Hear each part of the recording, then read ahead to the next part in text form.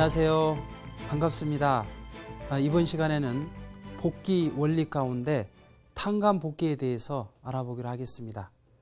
하나님의 창조는 아무렇게나 하시는 것이 아니라 설계도대로 하셨습니다. 그 설계도가 무엇이냐? 바로 창조 원리인 것입니다. 창조 원리에 의하면 창세기 2장 17절의 말씀처럼 하나님의 말씀을 절대적으로 믿고 인간이 지킴으로써 창세기 1장 28절처럼 인간의 책임 분담을 통해서 3대 축복을 완성하게 될 때 아담과 해와는 인류의 참 부모가 되어서 선의 자녀를 낳아서 지상천국, 천상천국을 이루었을 것입니다.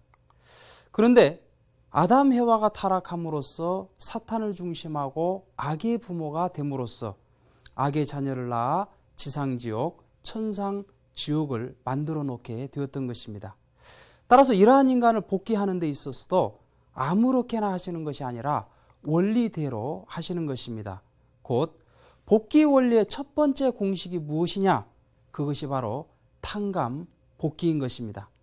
다시 말해 아담과 해와가 책임 분담을 못했던 것을 탕감함으로써 복귀하는 그 공식이 탕감 복귀가 되겠습니다. 그러면 탕감 복귀에 대해서 좀 더 자세하게 알아보기로 하겠습니다. 원래 인간이 타락하지 않고 완성이 되었더라면 하나님과 심정일체를 이루어서 하나님만을 대하는 선의 인간이 되었을 것입니다. 그런데 아담 해와가 타락함으로써 창조주 하나님도 대할 수 있고 또 혈연 관계를 맺은 사탄도 대할 수 있는 그 중간 입장에 처하게 되었던 것입니다. 곧 하나님께서 인간을 대하시려고 할 때 사탄도 혈연 관계를 조건으로 해서 그러한 인간을 대하려고 하기 때문에 하나님은 타락한 인간을 직접 대하실 수가 없었던 것입니다. 곧 하나님께서는 이 선과 악을 분립한 그 터 위에 인간을 대하실 수가 있었던 것입니다. 이렇게 타락한 인간이 선한 조건을 세우게 될 때는 하나님 편에 서고 그리고 악한 조건을 세울 때는 사탄 편에 설 수 있게 되었던 것이죠. 그러면 탕감복귀란 무엇을 의미하는 것일까요? 본연의 위치와 상태를 상실하게 되었을 때 다시 그 원래의 상태로 돌아가기 위해서는 어떠한 조건을 세워야 되는 것입니다. 이렇게 조건을 세우는 것을 탕감이라고 하는 것입니다. 예를 들어본다면 건강이나 취기를 상실하게 되었을 때 원래 그 상태로 복귀하기 위해서는 어느 만큼의 노력이나 또 운동을 통해서 그 조건을 세우지 않으면 아니 되는 것입니다.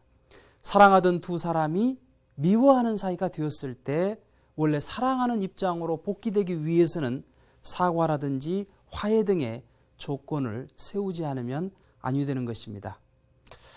그렇기 때문에 본연의 위치와 상태를 상실함으로써 타락한 인간이 되었을 때 그러한 타락한 인간을 복귀해 나가는 그런 입장에 있어서 어떤 조건을 세워서 돌아가는 것을 탕감 복귀라고 하고 그 복귀를 위해 세우는 조건을 탕감 조건이라고 하며 탕감 조건을 세워서 복귀해 가는 섭리를 탕감 복귀 섭리라고 하는 것입니다. 그러면 탕감 조건은 어느 정도로 세울까요? 거기에는 세 가지의 방법이 있습니다. 먼저 첫 번째로는 동일한 가치의 탕감 조건을 세움으로써 원래의 위치와 상태로 돌아가는 방법이 있습니다. 예를 들어본다면 보상이나 상환 등이 여기에 해당되는데 성서 출애굽기 21장 23절 이하를 보면 생명은 생명으로 눈은 눈으로 이는 이로 손은 손으로 갚을지니다 라고 기록되어 있습니다. 곧 내가 상대방을 한 대 때렸다면 한 대를 맞음으로써 탕감이 됩니다. 1,000만 원을 빌렸다면 1,000만 원을 갚아야 되는 것이 이 동일한 가치의 탕감 조건이 되는 것입니다. 두 번째로는 보다 작은 가치의 탕감 조건을 세움으로써 원래의 위치와 상태로 돌아가는 방법이 있습니다. 예를 들어본다면 우리 인간이 세례를 받았다고 하는 지극히 작은 조건을 세움으로써 그 중생한 그 입장에 서게 되는 것입니다. 성만찬에 참여함으로써 예수님의 성체를 먹었다고 하는 그 입장에 서는 것도 여기에 해당합니다. 십자가의 대속을 믿었다고 하는 지극히 작은 조건을 세움으로써 영적인 구원의 혜택을 받는 것 등이 바로 여기에 해당되는 것입니다. 이렇게 우리 인간이 보다 작은 가치의 탕감 조건을 세울 수 있는 그 입장에 설 수 있게 되는 것은 지금까지 복귀 섭리 역사를 담당했던 그 중심 인물들의 수고와 공적 위에 우리가 시대적인 혜택을 받음으로 말미암아 서게 될 때 우리는 작은 조건을 통해서 원래의 위치와 상태로 돌아갈 수 있게 되는 것입니다. 그리고 세 번째로는 보다 큰 가치의 탕감 조건을 세우는 방법이 있습니다. 이것은 원래 세워야 될 그 탕감 조건을 세우지 못하고 실수하게 되었을 때 자기가 세워야 되는 본래의 조건과 그리고 실수한 대가가 더불어서 더 큰 가치를 치러야 되기 때문에 이렇게 보다 큰 가치의 탕감 조건이 필요하게 되는 것입니다. 예를 들어본다면 아브라함이 비둘기 헌재에 실수하였을 때 창세기 22장 2절처럼 그 이삭을 번제로 드려야 하는 보다 큰 탕감 조건이 필요했던 것입니다. 모세를 중심 삼고 이스라엘 민족이 가나안 정탐 그 40일을 실수했을 때 민수기서 14장 34절처럼 이스라엘 민족은 40년 동안 광야에서 큰 탕감 조건을 치르지 않으면 안위되었던 것입니다. 따라서 오늘날 우리들의 삶은 조상들과도 연결되어 있고 그리고 우리 후손들과도 연결되어 있는 것입니다.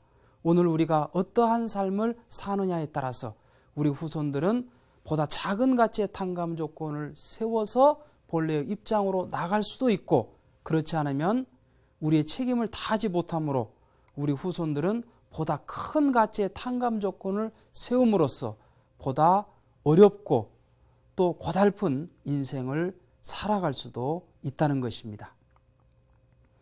그러면 탕감 조건을 세우는 방법은 무엇일까요? 본인의 위치와 상태를 상실하게 되었을 때 다시 그 복귀하기 위해서는 그 본연의 위치와 상태를 상실한 것과 반대의 경로를 취하는 탕감 조건을 세우지 않으면 아니 되는 것입니다. 예를 들어본다면 이스라엘 민족이 예수님을 미워하고 십자가에 내주었기 때문에 그 이스라엘 민족들은 벌을 받게 되었습니다. 따라서 원래의 상태로 복귀되기 위해서는 예수님을 사랑하고 그리고 예수님 대신에 십자가를 지지 않으면 아니 되는 것입니다. 따라서 기독교가 순교의 종교가 된 이유는 바로 여기에 있는 것입니다. 그러면 탕감 조건은 누가 세워야 될까요? 원래 인간이 완성되었다고 한다면 천사까지도 주관했을 것입니다. 그런데 자신의 책임 분담을 다하지 못하고 타락했기 때문에 사탄의 주관을 받게 되었던 것이죠. 그렇기 때문에 이 타락한 인간이 원래의 인간으로 복귀되기 위해서는 자신의 책임 분담을 통해서 탕감 조건을 세우지 않으면 아니 되는 것입니다. 그렇기 때문에 나는 복귀 섭리 역사의 결실체인 것입니다. 따라서 나는 이 역사가 요구하는 목적을 이루어야 할 나인 것입니다. 나는 이 지상에 우연히 태어났다가 그냥 없어져 버리는 그런 존재가 아닌 것입니다. 그러므로 나는 이 역사의 뜻 가운데 서야 하며 하나님의 심정과 뜻을 지닌 그 사명을 가진 그 내가 되지 않으면 아니 되는 것입니다.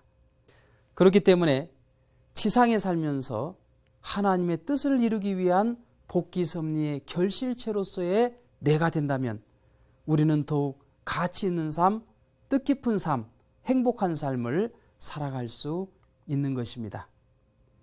그러면 다음 시간에는 복귀 원리의 또 하나의 공식은 메시아를 통해서 창조 본연의 모습으로 돌아갈 수 있다는 것인데, 그 메시아를 맞기 위해 우리는 무엇을 해야 하는지를 알아보도록 하겠습니다.